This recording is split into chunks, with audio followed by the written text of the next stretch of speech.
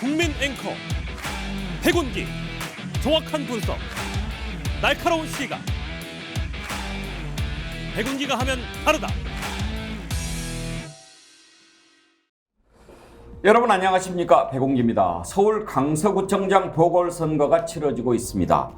투표율이 얼마나 나올까요? 사전 투표율은 22.64%로 역대 지방선거와 재보궐선거 통틀어서 최고 기록을 세웠는데요. 과연 민심이 어떻게 나타날지 오늘 저녁 8시까지 투표를 하니까요. 자정쯤이면 결과가 나올 것 같습니다. 이번 보궐선거는 왠지 승부보다 투표율에 더 관심이 많이 가는데 왜 그럴까요? 오늘 네 분 패널과 함께 이번 선거 의미 짚어보도록 하겠습니다. 생방송 백운기의 정치본색 출발합니다. 프리미엄 피트니스 브리티시 클럽, 서울 강서 최고급 시설, 합리적 가격과 고품격 서비스, 스픽스가 직영하는 피트니스 클럽. 브리티시 클럽은 당신의 건강을 가장 먼저 생각합니다. 서울 강서 브리티시 클럽 02-3664-9998. 예, 오늘 함께 하실 네 분 패널 소개하겠습니다. 곽양우 남자님이 이런 글을 올려주셨네요. 앵커님 안녕하세요. 저는 오늘 처음으로 라이브 방송을 보려고 마음먹고 방송 대기하고 있습니다. 좋은 토론 부탁드립니다. 언제나 녹화로만 보았는데요. 오늘 화끈한 토론 부탁드립니다. 혹시 오늘 신인규 변호사 나오나요? 네, 나옵니다. 신인규 변호사부터 소개할까요? 오늘은 저쪽부터 갑시다. 신인규 정바세 대표, 정당 바로 세우기 대표 신인규 변호사. 바로 세워지고 있습니까? 예, 너무나도 이렇게 또 안척을 해주셔서 너무 감사드리고요. 저희도 지금 열심히 활동하고 있고요. 이제 오늘도 저희가 시국 강연 토론회도 준비하고 또 거리 버스킹도 하고 있기 때문에 국민의 민심과 함께하기 위한 노력 더 열심히 하도록 하겠습니다. 감사합니다. 예. 장윤배 변호사가 정당 바로 세우기 네. 고문 같은 거 맡고 계시진 않나요? 제가 심적 고문, 공식직 하고 있습니다. 언제라도 하사해 주시면 감사히 받겠습니다. 예, 김유정 전 민주당 의원, 김철근 전 국민의힘 당대표 정무실장 함께합니다. 어서 오십시오. 네, 안녕하세요. 김장 자매 차린 형제 나오는 수요일 기다리는 우리 시청자님들이 참 많으시죠. 김철근 실장한테 오늘 좀 질문이 많이 갈 것 같습니다. 그래요? 강서가 지역구시니까. 네, 좋습니다. 예. 뭐든 물어보십시오. 징계 중이지만. 유일하게 투표하신 분이에요. 그렇군요. 네네네. 그러시네요. 이번 선거에 강서구민이라. 예, 네. 인증. 야. 그거 이거는 괜찮죠? 네. 괜찮죠. 예, 이건 투표했다. 예. 네. 어디 찍었을까? 정말 궁금하네. 진짜 궁금합니다. 비밀 투표니까. 국민의힘을 평소에 지지했던 사람들도 좀 이거는 아닌데 그런 생각들 많이 하지 않습니까? 보면요, 사실 민주당이 강한 지역은 맞습니다. 여기가 대대로 구청장 그리고 국회의원 세 명이 다 지금 민주당이고요. 지난번 총선 때 17.87% 평균 17.87% 정도 졌고요. 제가 제일 많이 졌는데 강서 표현 같은 경우는 23% 정도 졌습니다. 그리고 강서을이 조금 덜 졌는데 한 13, 4%, 갑이 한 17% 정도 졌단 말이죠. 근데 지난번 총선 때보다 분위기가 더 안 좋습니다. 더 안 좋은 상황이에요. 그런데 이제 보궐선거라는 특성이 있지 않습니까? 거당적으로 양당이 다 같이 집결하고, 그 다음에 막 조직 동원하고, 그 다음에 막 전화들 막 하고, 그래서 이제 대결집을 하는 상황이 되기 때문에 진영 대 진영으로. 그래서 평상시의 선거하고 약간 다른 지점들이 있을 수 있는 거죠. 그런데 근본적으로 저는 이번 선거는 대통령의 얼굴로 치르는 선거입니다. 여당 같은 경우는. 그리고 이게 귀책 사유가 있는 후보가 본인 해당자가 직접 나왔어요. 그런 전례는 거의 없습니다. 대부분 그 해당자가 아닌, 그 해당자에 속해 있는 정당이 후보를 내더라도 다른 사람은 보통 냅니다. 그런데 당사자가 직접 나왔어요. 그것도 법원 판결을 받은 지 3개월 만에 대통령의 사면복권을 받아서 나왔습니다. 그래서 이건 대통령이 직접 후보를 내는 거하고 마찬가지 효과거든요. 그러니까 대통령 얼굴로 치르는 선거고 직접 이해 당사자였던 전 구청장이 직접 후보로 나왔다는 점이 굉장히 이례적인 거고요. 그리고 이게 지금 이제 우리 국민의힘의 그 지도부가 일부 지도부가 얘기를 하잖아요. 그 뭐 230개 중에 하나의 그 기초단체장에 불과한 선거다. 그러면 그거에 걸맞게 선거를 해야 되겠죠. 예를 들면 여당 같은 경우는 결국은 심판론과 책임론이 나올 거기 때문에 이게 지역 선거의 성격을 갖도록 그 선거를 관리하고 전략을 짰어야죠. 근데 그게 아니고 완전 심판론에 불을 붙는 기름에 불을 붙는 그런 형국으로 결국 여당이 오히려 그렇게 만든 선거가 됐어요. 예. 그렇죠. 일개 구청장 선거를 누가 이렇게 판을 키웠습니까?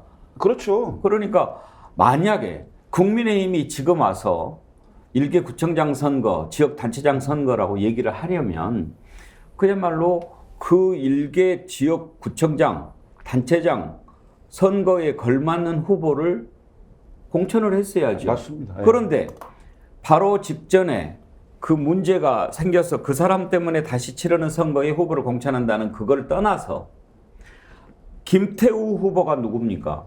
대통령이 사면 복권을 시켜준 후보 아닙니까? 맞습니다. 그리고 사면 복권 시켰을 때부터 강서구청장에 공천할 거다라는 얘기가 나오지 않았습니까? 그래 놓고 이제 와서 일개 구청장 하면 이거를 뭐라고 이야기해야 되나요? 언어도단, 어불성설, 적반하장, 양두구육 어떤 표현이 맞는지 모르겠어요. 제가 그 어제 아니 페이스북에 내가 마무리를 할게요. 네. 예.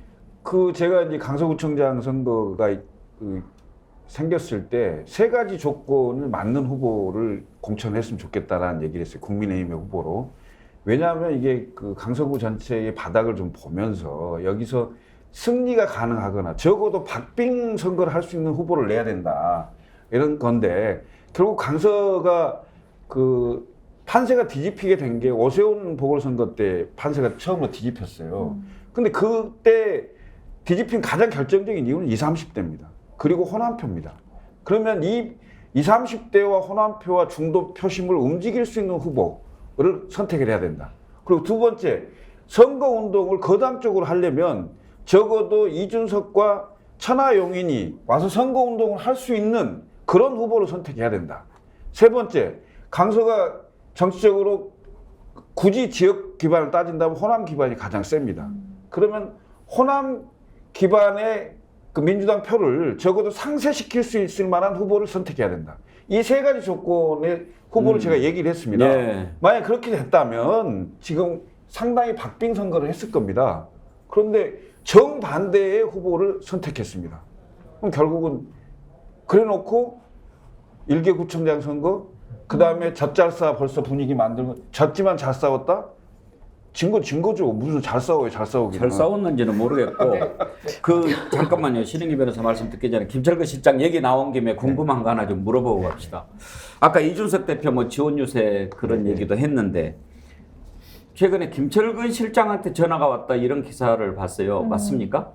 전화가 온 건 아니고요. 예. 그 우연한 기회에 커피숍에서 그 핵심 관계자들을 제가 만나려고 만난 게 아니고 그분들이 저를 지나가는 사람을 붙잡고 김철근 위원장님 그 뭐 드릴 말씀 있다고 예. 얘기를 해보라. 그랬더니 우선 저보고 좀 도와달라고 하길래 저는 지금 당원권 정지 상태다. 근데 저한테 선거를 얘기하는 건 좀 너무 염치 없는 일 아니냐. 그렇죠. 네. 얘기했더니 그러면 이준석 대표 얘기를 하는 거예요. 거기서 이준석 대표가 좀 선거운동 할 수 있도록 설득을 좀 해달라 그래서 아니 이준석 대표도 당원권 정지 상태고 그다음에 이 선거는 대통령의 얼굴로 치르는 선거인데 그리고 여러분들이 그 얘기를 꺼낼 만한 건 아니다. 참 염치도 없네. 하시려면 대통령을 설득해서 대통령께서 얘기하도록 해라. 그럼 먼저 징계를 풀든지 만약에 당원권 정지 중에 나와서 유세하면은 제명감 아닌가요? 그러게요. 이제 그러고 나서 이제 그 캠프 관계자들 얘기였고요. 이름은 밝힐 수 없습니다만 당의 고위 그 당직자가 이제 별도로 또 따로 그 시간 말고요. 가장 최근에 전화가 왔어요. 그건 전화가 왔어요. 전화가 와서 좀 늦긴 했지만 이준석 전 대표가 좀 오실 수 없겠냐. 그래서 뭐 내가 전달은 정확히 하겠다. 그렇지만 뭐 아시지 않냐. 지금 이 상황에서 나올 수 있는 건 아니지 않느냐. 이렇게 얘기를 급하긴 급한 모양이네요. 그런 거를 전문 용어로 추태라고 하죠. 한자로. 제가 붙여서 몇 초만 말씀드리면요. 그래서 이렇게 명분 없는 후보를 내세웠잖아요. 그런데 그 직전까지는 김기현 대표는 무공천 원칙을 고수했었죠. 우리 후보 안 낸다. 인터뷰도 그렇게 말했었죠. 그런데 누가 후보를 냈습니까? 우리 다 알고 있잖아요. 그런데 용산에서 최근에 이렇게 얘기한다는 겁니다. 용산에서 공천했다는 증거 있어? 이렇게 얘기한대요. 이렇게 염치 없고 오만합니다. 근데 저는 제가 아까 어떤 말씀 드리려고 했냐면 저는 사실 정치에 오래 입문하지 않았기 때문에 그냥 자유한국당하고 국민의힘밖에 비교 대상이 없습니다. 근데 자유한국당 시절보다 더 심하게 지금 재현하는 자유한국당이 되고 있어요. 더 심각한 수준으로요. 그래서 제가 5가지를 잃어버렸다라고 어제 말씀을 드렸었는데 첫 번째가 유능함을 잃어버렸습니다. 유능함을 잃어가지고 지금 무능의 극치를 보여주고 있는 이 정부와 여당의 실력, 이게 첫 번째고요. 두 번째는 양심이 없어졌습니다. 양심이. 그러니까 옛날부터 좀 뻔뻔하고 좀 이럴 때에 대해서 보수가 좀 중심을 잡고 그래도 좀 책임지는 역할을 했는데 지금 양심을 잃어버렸고요. 세 번째는 미래를 잃어버렸습니다. 불과 2년 전에 대선 이기고 지선 이기고 그때까지만 해도 미래 세대들이 투표를 해줬기 때문에 이겼거든요. 근데 지금 미래를 완전히 잃어버렸고요. 네 번째가 정신을 잃어버렸습니다. 정신을. 그냥 뭐 공천만이 먼저다 이래가지고 국민도 온데간데 없고 그냥 다 자기 공천만을 위해서 목숨 걸고 있는 이 정신줄을 놓아버린 지금 이 현실 속에서 결국 민심을 잃어버린 것이죠. 그 저는 이번에 박영선 후보와 오세훈 시장이 보궐선거에서 2021년도에 붙었을 때 오세훈 시장이 57%, 박영선 후보가 당시 39% 얻었거든요. 그게 18% 차이가 났습니다. 전 이번에 투표율이 40% 넘느냐 여부, 전 당연히 넘을 거라고 보고요. 가장 중요한 것은 김태우 후보가 40%를 얻느냐 못 얻느냐입니다. 40%를 못 얻고 만약에 앞자리가 3자를 찍으면요. 아마 이거 이제 국민의힘은 총선 이대로는 아마 못 치를 겁니다. 제가 볼 때. 네 번째가 정신이었고 다섯 번째는 뭐죠? 민심을 잃은 거죠. 민심. 네. 예. 유능, 양심, 미래, 정신, 민심 잃어버린 5가지. 참 정리가 잘 돼 있군요. 아니 장윤배 변호사. 네. 지금 막 일부러 폄하하고 막 그러는데 참 우습지도 않아요. 그러려면 그런 말을 하지를 말든지. 왜냐하면 김기현 대표가 김태우 후보를 뭐라고 소개하냐면 대통령하고 바로 통하는 후보다. 네. 한 라인이 있다. 그리고 또 프레카드 보면은 힘 있는 후보 이런단 말이에요. 뭐가 무슨 힘이 있다는 거예요? 뭐 역도 선수 출신이에요? 대통령이 미는 후보라고 얘기하는 거 아닙니까? 그렇죠. 그래놓고 그걸 또 그렇게 이야기하면 자기들 스스로도 이게 논리적으로 말이 안 된다는 것을 잘 모를까요? 우왕좌왕하는 것 같아요. 김기현 대표도 현장 유세에서 김태우 후보가 누군지 아느냐? 대통령과 한 라인으로 연결되는 후보다. 그런데 그 한 라인으로 연결되는 최측근이라고 분류할 수도 있는 그 인사가 대패하게 생긴 거 아니겠습니까? 그 부담 국민의힘 김기현 대표한테만 갈 수 없을 겁니다. 당연히 직격하는 그 대상은 대통령실일 수밖에 없습니다. 윤석열 대통령이요. 사면권은 대통령의 헌법적 권한이니까요. 그걸 대단히 왜곡하게 행사해서 이 국면을 만들어낸 게 바로 윤석열 대통령이니까요. 거기에 대한 유권자의 답변이 오늘 나오는 겁니다. 그러면 지금 정말 바닥에서 다지면서 수도권 선거 준비하고 있는 서울권 선거 준비하는 국민의힘 후보들 어떨까요? 가만히 있을까요? 그대로 선거 치르면 앞이 미래가 뻔히 보이는데 아마 국민의힘은 항상 민주당 내분이다 뭐다 공격하고 공세하고 희롱하고 조롱했죠. 지금 며칠 안 남았습니다. 며칠이요? 오늘입니다. 어떻게 국면이 펼쳐지는지 공천 앞두고 어떤 대결 구도가 펼쳐질지 대통령에 대해서 지금 공천 받겠다고 하는 정치인들이 어떤 태도 견지할지 특히 수도권과 서울에서 한번 국민들이 살펴보시고 이제 국민의힘에 대한 평가도 적절하게 하실 겁니다. 그러니까 한 라인이 있다고 얘기하잖아요. 저는 사실 좀 깜짝 놀랐는데요. 이게 5월 18일에 3심 대법원의 그 판결을 받았잖아요. 그러니까 대법원 판결을 받기 전에 구청장을 하고 있을 때 이제 마지막 동장들 회의를 했다고 해요. 그 자리에서 판결이 잘못되면 내가 사면복권 받아서 다시 돌아올 거다. 그 얘기를 했다고 해요. 근데 그 얘기를 하고 진짜로 사면을 받았어요. 3개월 만에. 그리고 이제 한라인 얘기를 하는데 이제 김태우 구청장이 대통령께 직접 뭔가 얘기를 했다고 해요. 뭐 이제 그 방법은 전화인지 문자인지 이게 뭐 또 나중에 나한테 뭘 걸지 모르기 때문에 그 예. 방법은 정확히 예. 명시하지 않겠습니다만 연락은 직접 한 걸로 저도 알고 있는데 힘 있는 구청장 맞네요.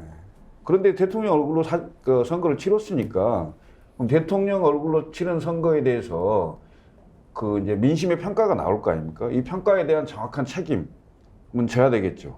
어떤 방식으로든. 그런데 제가 보기에는 이 정부 들어서 정무직이든 뭐 정치 관련한 거든 아무런 책임을 져본 적이 없어요. 사건 사고에 대해서. 근데 제가 보기에 일단 그러니까 대통령실 비서실 개편 얘기가 우선 나오고 있고요. 그다음에 당에 대해서도 정반대의 사고를 할 수가 있어요. 지금 뭐 신당 창당 뭐 설도 일부 나오는 거고요.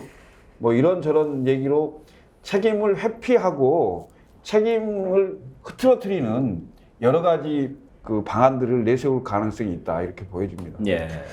김기현 대표가 한라인 얘기하니까 문득 궁금해집니다. 김기현 대표는 대통령과 한라인이 있는지 없어 보이거든요. 없어서 이렇게. 네, 없어 보이고 3월 8일 날 대표가 됐어요. 그날이 제가 38 세계 여성의 날이기 때문에 기억을 하고 있는데 뭐 2주에 한 번씩 대통령 만난다 막 그런 얘기 하지 않았습니까? 만나고 계시는지 궁금하고요. 아닐 거라는 생각이 들기 때문에 김기현 대표가 유세하면서 김태우 후보 뭐 힘센 후보다 이렇게 얘기하면서도 본인 스스로 자괴감을 느끼지 않았을까 싶어요.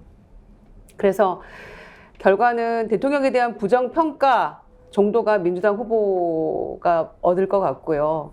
그리고 관건은 김태우 후보가 대통령 지지율만큼 얻을 것인가 못 얻을 것인가 저는 이제 이렇게 예. 바라보고 있고요. 덧붙일 말은 오늘 이제 8시까지 투표가 진행이 되는데 6시 이후에 이제 퇴근하는 직장인들이 많이 저는 갈 거라고 생각하고요. 특히 저는 이번에 이제 그 세대별 연령대별 투표율을 봤을 때 저는 20, 30대 투표율이 상당히 높을 것 같아요. 왜냐하면은 저희가 이제 예산 가지고 얘기했을 때 R&D 예산 17% 가까이 깎아버렸잖아요. 그런데 이제 그게 곧바로 연동되는 게 청년 일자리하고 연동이 되거든요.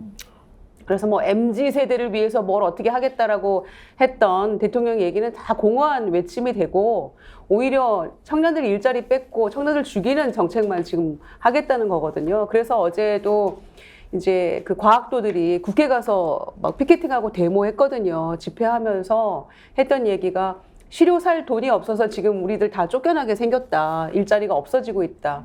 연구 못한다. 지금 이렇게 하소연들을 하고 있거든요. 이런 모습 보면서 뭉쳐서 투표하지 않겠습니까? 그런 민심의 귀를 기울이라고 하는 것인데 결과가 나왔을 때 과연 어떻게 반응을 할지 대통령실과 국민의힘의 첫 일성이 무엇일지가 저는 제일 궁금합니다. R&D 예산은 줄였는데 윤석열 대통령 네. 순방 예산은 578억으로 역대 최고더라고요. 기가 막히죠. 네. 정말 이해가 되지 않습니다. 왜냐하면 제가 미국 같은 경우에 중국이랑 엄청난 뭐 반도체, 5G, 뭐 AI 경쟁하잖아요. 재작년에 법안을 통과시킵니다. 무려 356조 원을 과학기술 영역에 지원해준다는 법안이었어요. 우리는 그거를 카르텔이라고 이야기를 하면서 깎아내고 있습니다. 우주청 신설하겠다고 하면서 뒤로는 예산을 깎았어요. R&D, 가시적인 성과가 당장은 나오지 않습니다. 그럼에도 불구하고 투자가 필요한 부분이에요. 일자리 창출을 하는 부분이 있고 우리나라의 근본적인 기술을 구축하는 데 아주 필수적인 부분입니다. 그 예산 깎고 다른 예산 어디에 쓰고 있습니까? 국군의 날 행사에 얼마 썼습니까? 그 행진하는데요. 없어서 기업들한테 돈까지 달라고 했다는 보도가 있었죠. 그리고 해외 순방. 뭐요? 정상회담을 해서 기네스북에 올리겠다고. 이게 얼마나 우스꽝스러운 일입니까? 만나서 그럼 뭐 했습니까? 한동훈 장관은 또 뭐 몰타인가요? 가서 만나고 온 직후에 이탈리아인가 지원하겠다고 그랬잖아요. 지금 뭘 하고 있는 겁니까? 몇백억의 예산이 우습습니까? 국민 혈세입니다. 그러면서 정 필요한 거는 카르텔이라고 폄훼하면서 예산 집행도 안 해주고 그리고 정 쓸모없는 본인이 해외 순방하는 그 즐겨하는 일정에는 돈을 500억 이상을 쓰고 500억 이상이 추가된 거라고 하죠. 정말 이해할 수 없고요. 저는 이런 부분은 정말 투표로 심판해야 된다고 생각합니다. 저도 요 미래 세대에 나와서 한 말씀만 드리고 싶은데요. 윤석열 대통령이 사실 2030의 지지를 받아서 대통령이 됐지 않습니까? 표가 필요할 때는 표를 달라고 온갖 감언이설을 다해서 속이고요.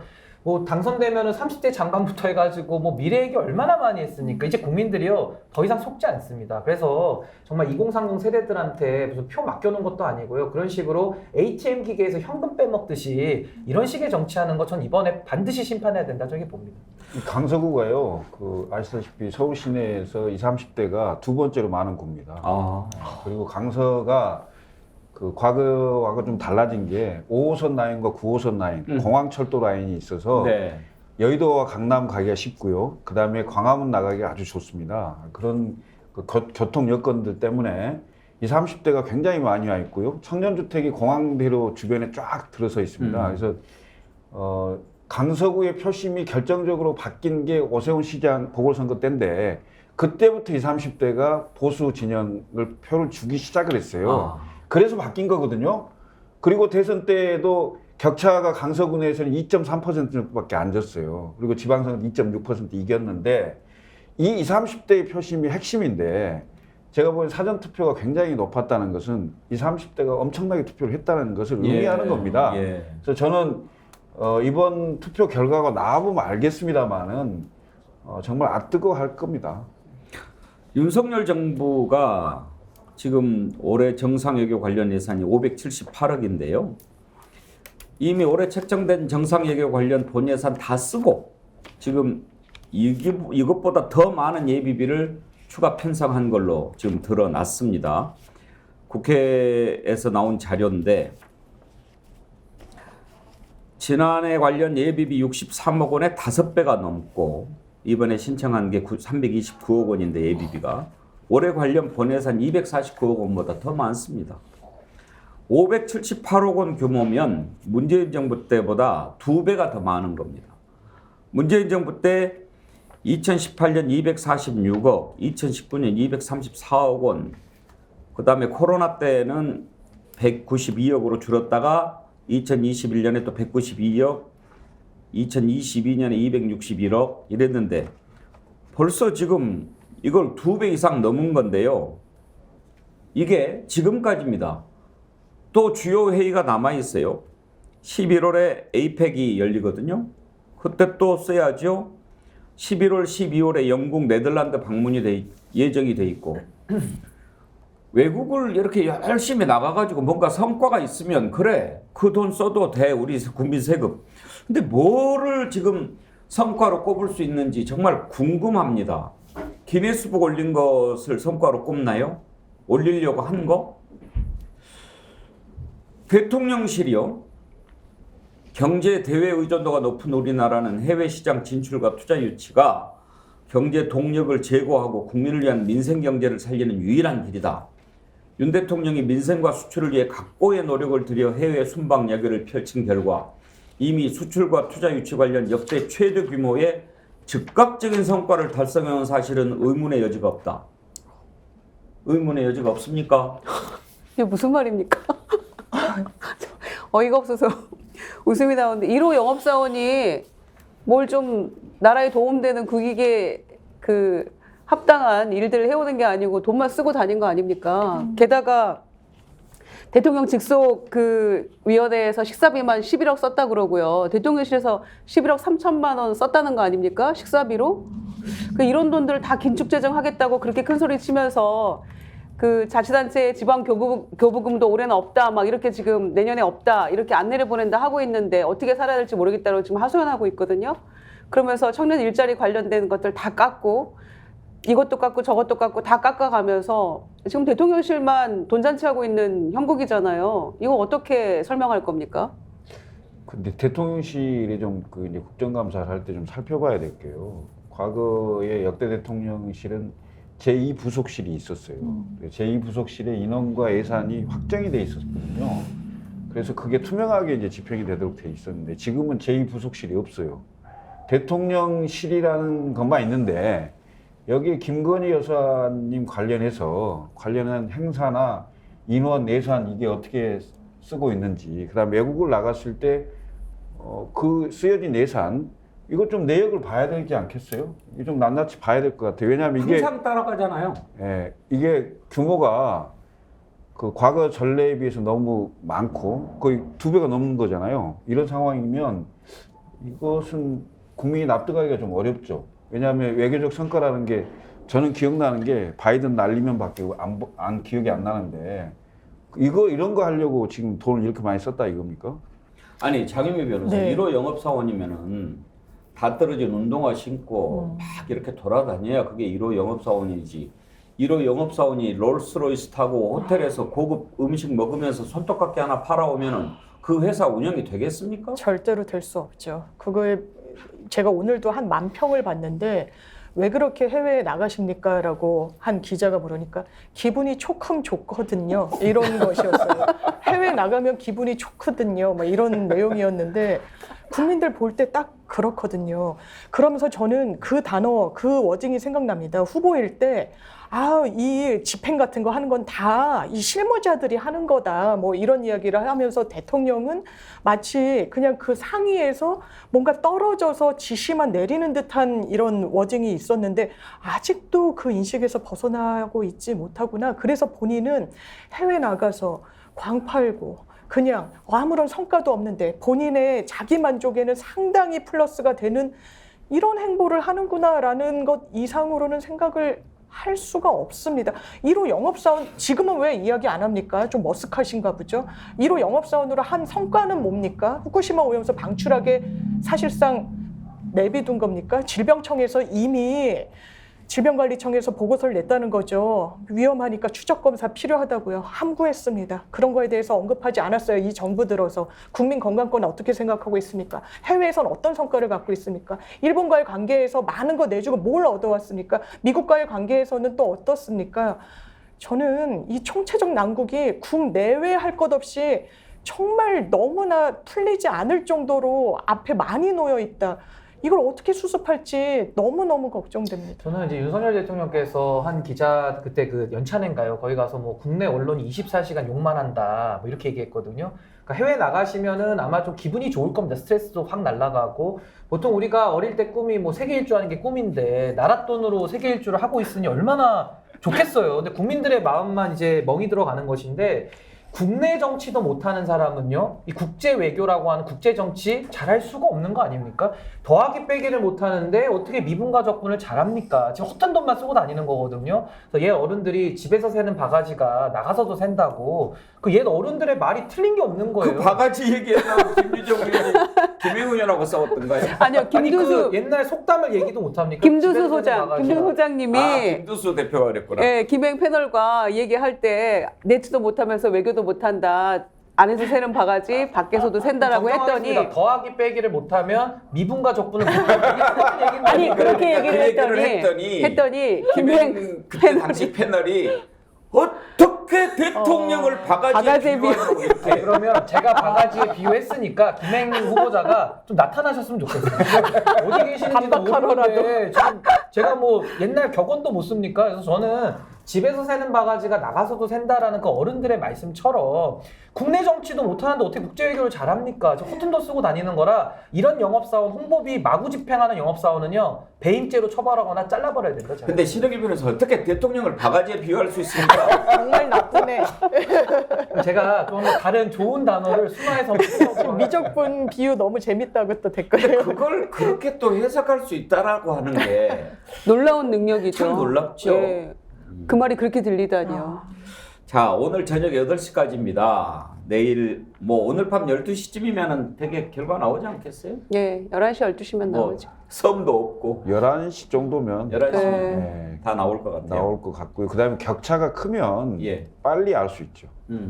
제가 보기에는 이제 사전 투표하고 그 몇 개 동만 까 보면 이게 알 수 있을 아니, 겁니다. 승부는 별로 안 궁금하다니까요. 예?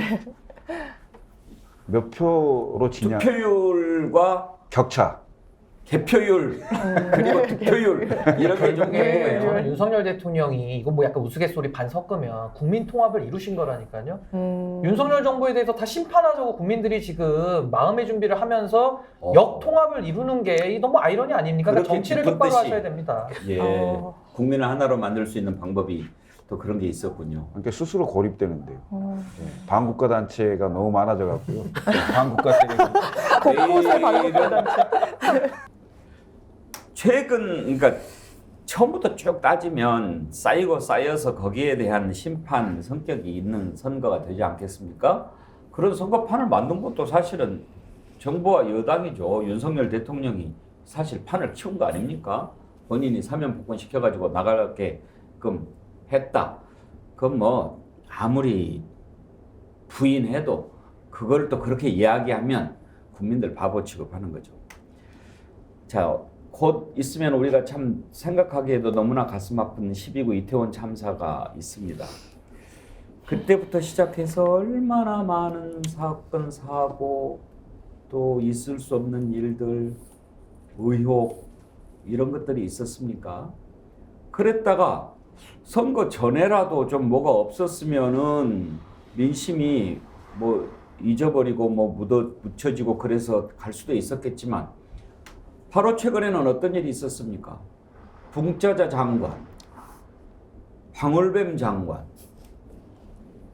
행방불명 주랭난 후보 뭐 이렇게 막 나오는 거 아닙니까? 그러니 그런 걸 보고 국민들이 아유 어떻게 이런 사람들을 장관을 시켜가지고 이 나라를 끌고 가겠다는 거야 생각하는 거 아니겠습니까? 그런데 청문회가 끝나지도 않았는데 자리를 떠나버렸어요. 그건 사실 아닙니까? 그걸 도망이라고 표현한 것 도망간 거니까 안 돌아왔잖아요. 근데 만약에 그런 식으로 했는데 임명을 한다? 이게 가능한가요? 그래서 만약에 청문회가 끝나지도 않고 떠나버렸다면 그건 나 그러면 장관 안 해 라는 뜻으로 받아들여야 되는 거 아니냐 이렇게 지금 지적을 하는데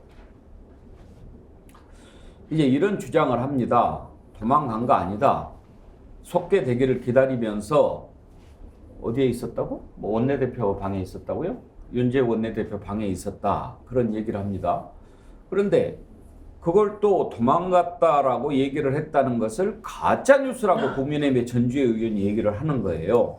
그래서 이번 국정감사에서 민주당 의원이 이동관 방통위원장한테 그거 가짜뉴스 맞냐? 이렇게 또 물어보니까 이동관 위원장이 뭐라고 답변했는지 궁금하시죠? 전주의 의원 얘기를 먼저 들어보고 그 다음에 이동관 위원장 발언 들어봅시다. 민주당의 김행 여가부 장관 후보자 주랭랑 주장은 명백한 가짜뉴스입니다. 민주당은 당초 여가부 장관 인사청문회의 개최 일정과 증인 채택을 단독으로 의결했습니다. 국민의힘은 비록 청문회 일정이 합의에 이르지는 못했으나 청문위원으로서의 책무를 다하기 위해 대승적으로 참여했습니다. 그러나 민주당은 이미 김행 반대라는 답을 정하고 들어왔습니다. 권인숙 위원장은 이재명 방탄당 입법 폭주당 출신답게 국민의힘 간사원을 한마디 상의도 없이 개회와 정회, 속개를 일방적으로 정했습니다. 김행 후보자는 위원장의 사퇴 종용에 따른 정회 이후 후보자 대기실에서 대기하고 있었습니다. 이후 권인숙 위원장이 일방적으로 선포하여 의사 일정의 합의가 안 된 속개에는 참석할 수도 없고 참석해서도 안 되는 것입니다. 그런데도 민주당은 자신들의 국회법 위반을 사죄하기는커녕 오히려 적반하장식으로 김행 후보자에게 주랭랑이라는 거짓 프레임을 씌우고 있습니다. 김행 장관 후보자가 주랭랑을 쳐서 김행란 됐다. 청문회 이틀째 파행. 예. 이거는 가짜 뉴스입니까 아닙니까? 표현이 중간에 숨어 있으면 주랭랑이다 아니다 이거 아니 뭐 표현이 명확하게 좀 확인할 수 거칠긴 있습니까? 하지만은 뭐 일단 그 청문회장에서 이석한 거는 뭐 네. 맞으니까 그러니까 뭐 예. 이 진실에 대한 인식과 이해는 차이가 있을 수밖에 없잖아요. 아, 사실. 그럼요. 그러니까 예. 예를 들면 도망갔다고 생각하는 사람도 있을 수 있고 주랭랑 예. 쳤다고 생각하는 사람도 있을 거고 잠시 예. 뭐 인청을 본인이 스스로 포기했다라고 생각하는 사람도 있을 아규한다는 게 뭐 이제 논쟁한다 이런 뜻인가요? 이렇게 영어들을 잘 쓰는가 몰라. 그러니까 미국에서들 오셨나요? 근데 저걸 대통령이 가짜 영어를 워낙 좋아하시니까. 그러니까 예. 예. 한덕수 총리는 더 영어 더 많이 써. 하버드 나오셨으니까. 미국에서들 뭐 공부를 하셨는지 잘 모르겠는데 가짜 뉴스를 요즘에 막 때려잡는 거 아닙니까? 네. 근데 웬만하면 다 가짜 뉴스라고 그러는데 확인이 안 된 걸 가짜 뉴스라고 하는 건 몰라도 분리하면 가짜 뉴스입니까? 네. 비판하거나 본인들 생각하기에 마음에 안 들면 그냥 다 가짜 뉴스를 매도하잖아요. 오죽하면 김혜영 후보도 본인 관련된 의혹들을 가짜 뉴스라고 본인 딱 단정했잖아요. 그리고 나중에 청문회에서 밝힌다고 해놓고 본인 자료도 안 내고 저렇게 행불된 거 아닙니까? 뭐 그래놓고도 아직도 할 말이 있을까요? 근데 저는 이게 약간 유행할 것 같아요. 요즘에 뭐 예를 들면 안경 쓴 사람 셋이 있으면 이거 뭐 안경 카르텔이다 이렇게 하는 게 있고 안경 카르텔. 그 가짜 뉴스라는 것도 요즘에는 이제 기분 나쁘면은 그냥 다 가짜 뉴스다라고 해서 요즘에 보면은 이렇게 뭐 사인 간에도 다투다가도 그냥 다 가짜 뉴스다 이게 유행할 것 같은데 이 정치권에서도 이러니까요.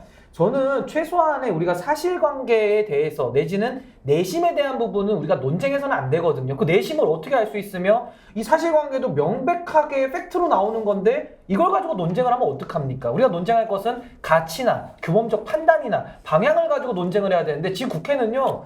너무나도 지금 논쟁할 수 없는 걸 가지고 논쟁을 하다 보니까 너무나도 비상식적이고 비생산적이고 완전히 지금 산으로 가고 있는 이런 현실이다. 그래서 저는 이걸 지금 누가 주도하고 있느냐? 국민의힘에서 정부 여당에서 하고 있죠. 뭐 말만 나오면은 다 가짜다. 프레임을 바꿔버리니까 이 논쟁이 끊이지를 않는 겁니다. 좀 인정할 건 인정해야 됩니다. 저는. 아니 그리고 그 장관 후보자잖아요. 국무위원 후보자면 여당이든 야당이든 그 의원들이 앉아서 국민을 대신해서 질문을 하는 거 아닙니까? 그러면 회의를 속게 했으면 일단 들어와야죠.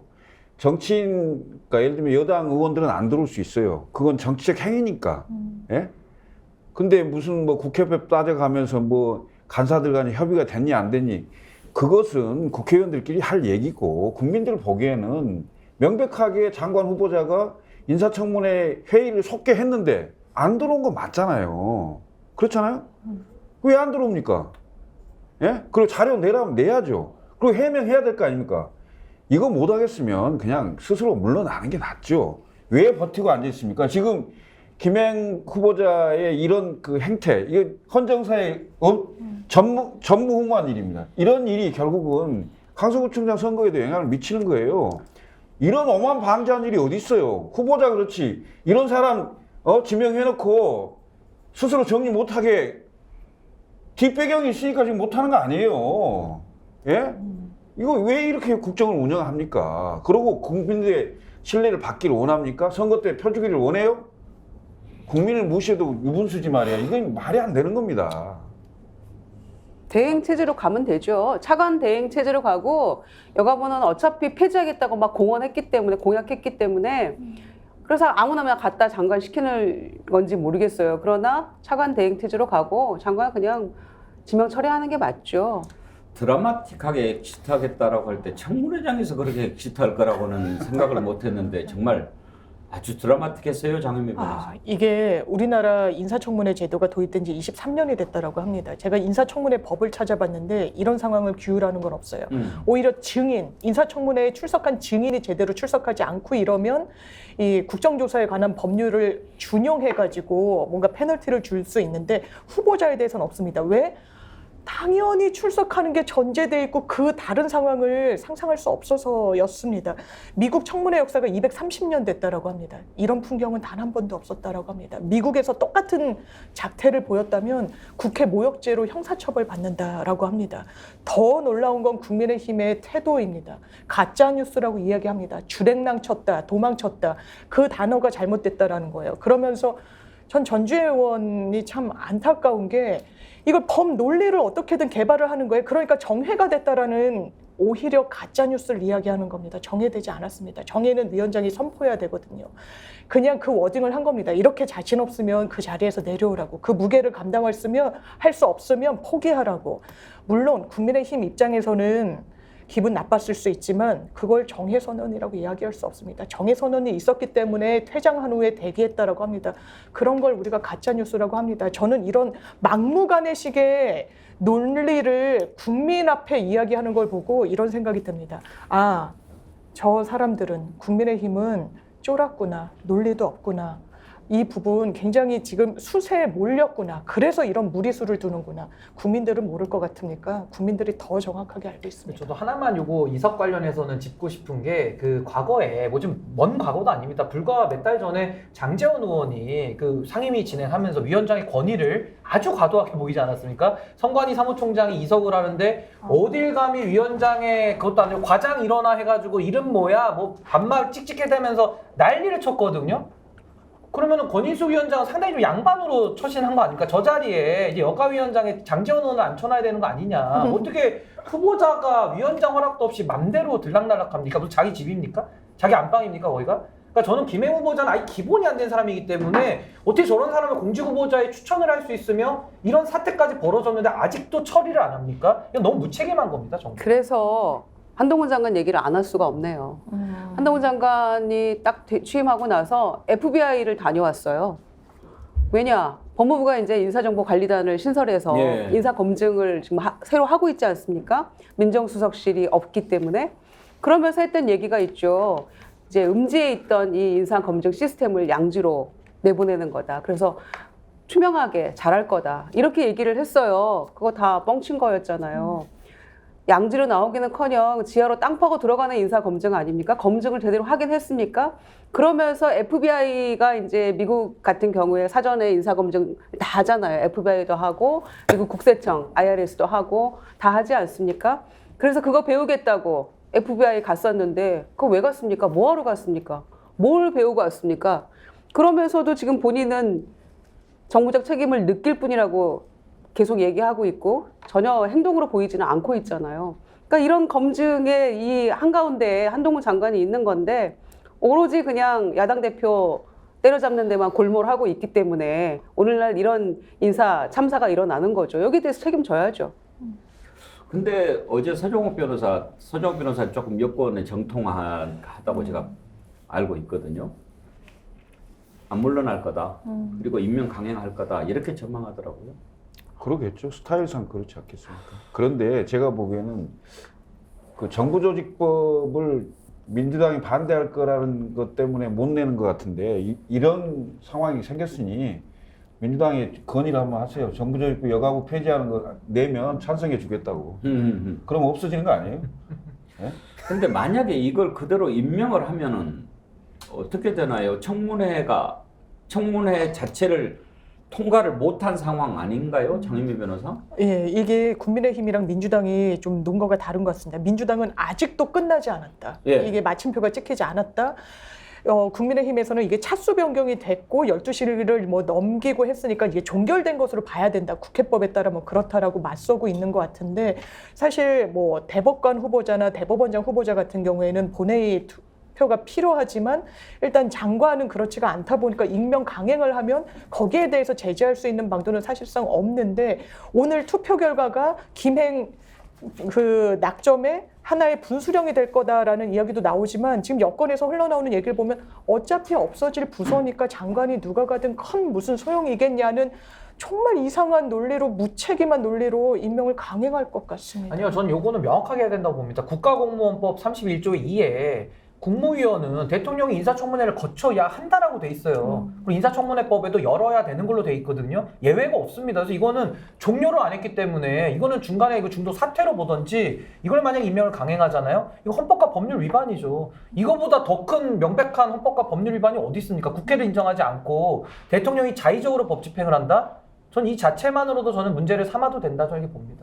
근데 지금 김행 후보자가 그때 당시 윤재욱 원내대표 방에 있었다, 기다리고 있었다라고 하는데 그건 뭐 이렇게 CCTV나 이런 거 보면 확인 안 됩니까? 되죠. 지금 김행 후보자가 CCTV를 확인하자라고 본인이 얘기를 했다는 건데 예. 아니 저는 CCTV를 확인하거나 안 하거나 간에 청문회장 안으로 들어오지 않는 이상 그 밖에 어느 장소에 있던 거는 저는 의미가 없다고 생각합니다. 집에 있었건 시험 볼 때도 시험장에 안 간 사람이 집에 있었다. CCTV 뭐 아니, 시험장에 가야죠.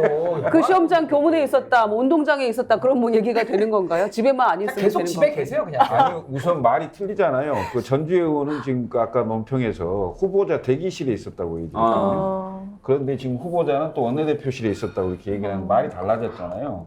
그래서 누구 말이 맞는지 모르겠는데. 그 밖에 장소는 아무 의미 없어요. 그렇죠. 청문회장에 일단 그렇죠. 와야죠. 청문회장에 있어야죠. 그런데 만약에 그대로 임명을 한다. 지금 뭐 이제 보궐선거 결과를 보고 결정할 거다 그런 얘기도 나오는데 그게 변수가 될까 싶어요, 김유정 의원. 변수는 안 될 것 같습니다. 이미 마음속에 정해놓은 것 같아요. 그래서 임명하겠다고. 근데 이렇게 막 가도 됩니까? 공적 의식이 결여됐다고 보고요. 제가 보기엔 국정운영 철학도 사실은 빈곤한 상황이죠. 제가 그러면 김행 후보자는 과연 누구 픽인가요? 누가 추천하고 누가 점찍은 건가요? 이걸 또 의심하지 않을 수가 없어요.